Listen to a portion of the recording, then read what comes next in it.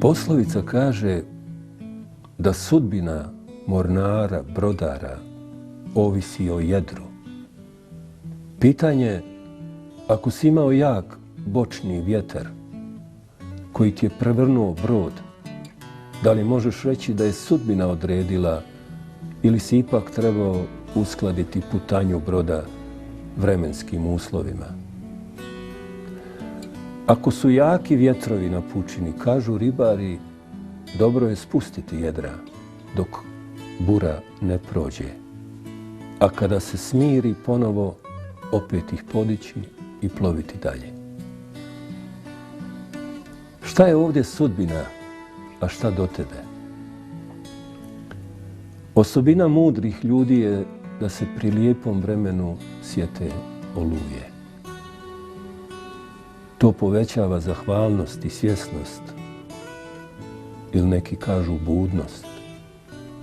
Kaže se, promijeni se, pa će se i tvoja sreća, sudbina promijeniti.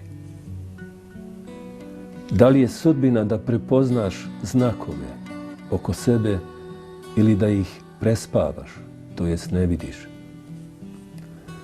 Skoro se u knjižarama pojavila zanimljiva knjiga pod naslovom Bog ili slučajnost.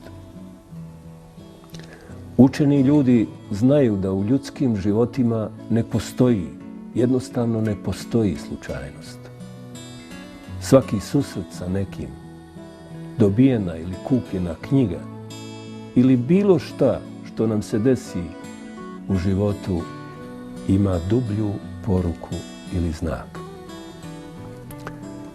Poruke čitamo ako razmišljamo o svom kretanju ili ako nam pojam budnosti nije stran.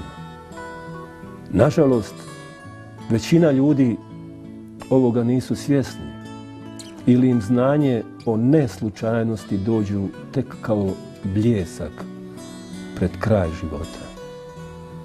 Mudri ljudi kažu, onaj ko umre prije nego što umre, neće umrijeti kad umre.